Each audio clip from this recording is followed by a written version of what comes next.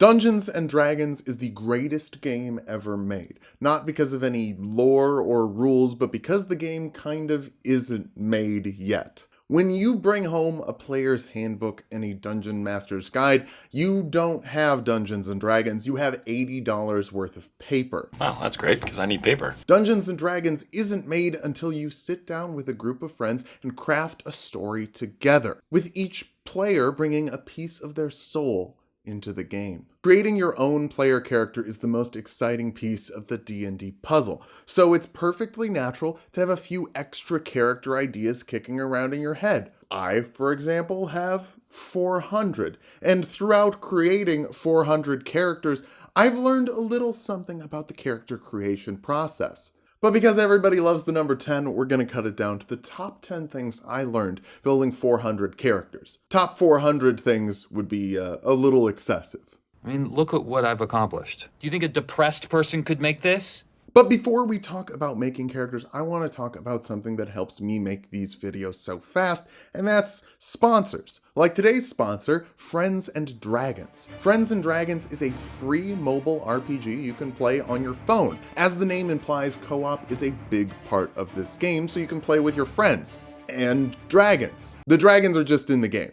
Unless you're friends with dragons, then they might like it. I know I said it's an RPG, but there's a lot of puzzle elements that I really love. You have to strategically place your heroes around the battlefield, and each hero has a unique set of skills. There's over 150 unique heroes in the game, each of them plays a little bit differently, so you can figure out the team you like best. You can even play with me. If you join the Barbrarian Guild, then we can all level up together. There's a special event going on right now called Chase the Dragon that'll get you a 4-star hero in your first 7 days of playing. The best way to get started is to click the links in the description or the QR code on screen now. You'll get a free summon, some energy potions, and some gold to get you an advantage against the hordes of enemies right away. Thanks again to Friends and Dragons for sponsoring this video. It really does help me get these videos out. So, if you want to support the channel, go check them out and play a free fun fantasy RPG while you're at it. Now, back to the video.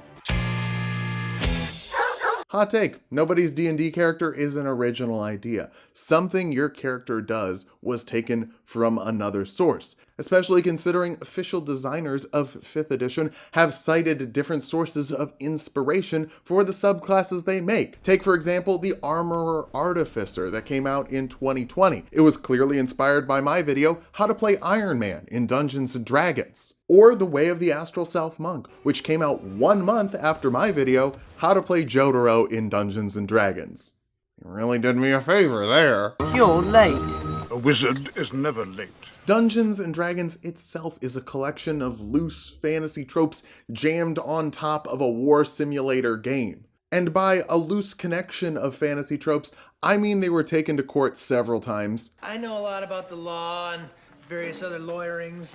Halflings were originally called hobbits, probably as some sort of homage to Calvin and Hobbes, I would guess. It's the board gaming equivalent of changing your homework enough so that the teacher doesn't notice. Which leads to point number 2. He's the M-A-S-T-E-R of disguise. What you put in front of your eyes. While I heartily endorse making characters based off of other existing material, my entire livelihood depends on it, you really have to make a character your own. Pretty much every character I end up playing ends up being one of the builds I made in these 400 episodes of building character. And that makes sense. 400 characters, that's gotta be the bulk of the combinations, right? I started doing the math to figure out different race, class, and subclass combinations, and at level 1 there were already over 1,800 different options, so I just stopped. That's not true at all. But most of the characters I built on the show are humans. Turns out every fantasy setting has some sort of human equivalent to anchor the audience into it, and they end up being the main characters. Star Wars, for example, is full of funky-looking creatures that could be at center stage, but instead, everybody is a 4-limbed meat sack with a dapple of hair on top of their head. But if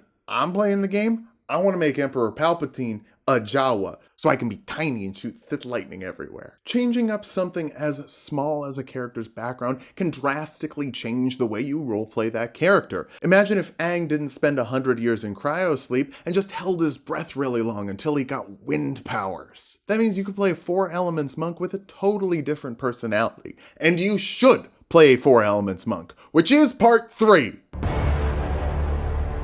There's no way that could be the title. No, that can't be the title.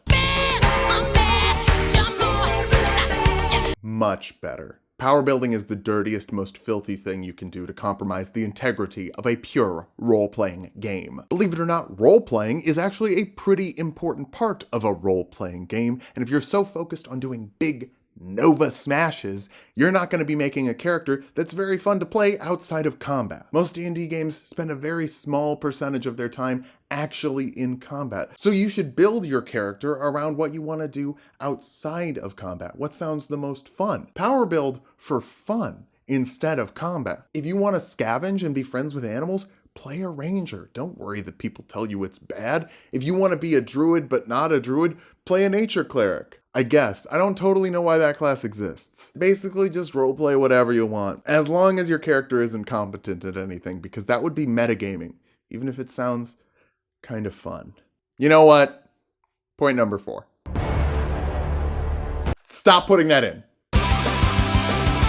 Dungeons & Dragons is a fantasy game, and with the real world collapsing around us at an ever-increasing rate, it's perfectly natural to fantasize about playing a successful person who can make an impact on the world. As far as power building for combat goes, I stand by my claim that combat represents a very small percentage of what actually shows up at most Dungeons & Dragons tables. However, most of the abilities a character can get in Dungeons & Dragons are combat focused. Most of role-playing is just like you saying stuff to people. So why would you avoid being good at combat just so Reddit doesn't yell at you? Reddit's gonna yell at you. That's what Reddit does. I don't even hear what you're saying right now because your face is driving me nuts. Thanks again. Power building can also help you roleplay inside a party, more specifically playing your role. If you're a mishmash of 1,000 different stats and you try to solve every problem yourself without letting the other players do it, you're kind of stealing the spotlight from them.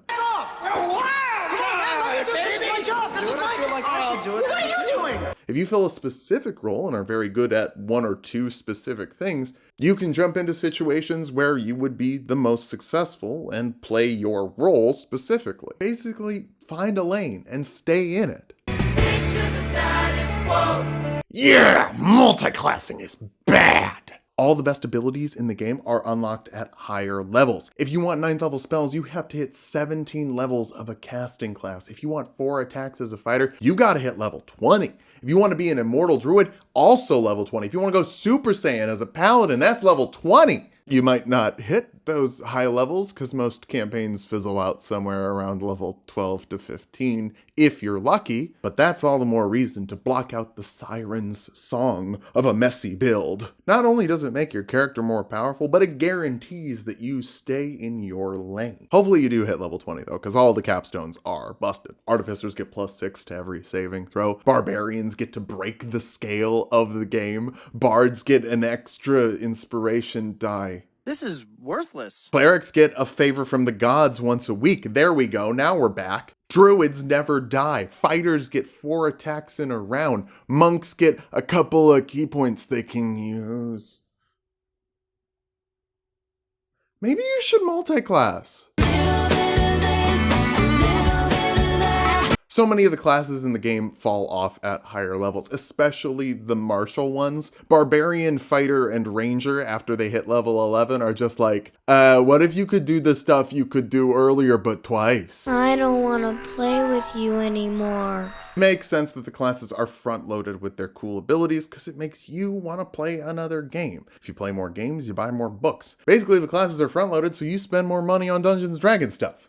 That might not be all that great, but it does make multi-classing kind of convenient. A 1-level dip to Rogue can get you expertise into skills to be better at some of the stuff you're trying to specifically be good at in roleplaying. What martial character couldn't benefit from a couple of spells? And what spellcaster wouldn't mind a few martial hit die? Which brings us to our next point. Okay, rule of 3s. It's not funny if you do it again, so you're done.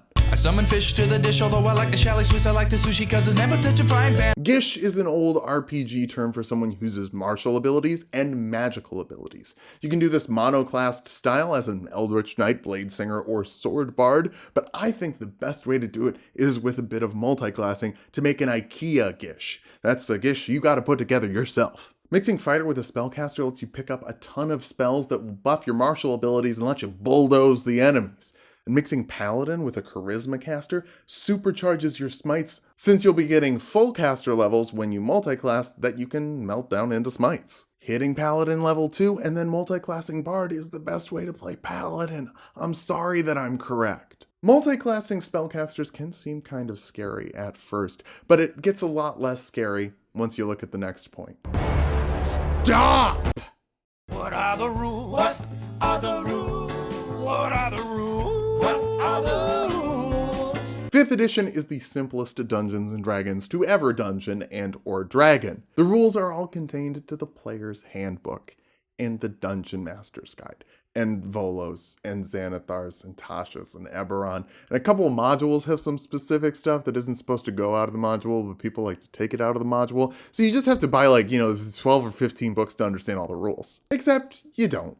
Get the basics down. Figure out something new every time you build a new character, and build off of that until you understand pretty much all the rules, and can figure out fun ways to exploit them to make your character really pop at the table. When I learned about the Battlesmith Artificer, I felt like it was like a cheat code or something. And getting the unarmed fighting style on a monk basically jacks you up to monk level 11 in 1 feat or 1 level dip to fighter. But be wary of too much knowledge, as it can lead to madness.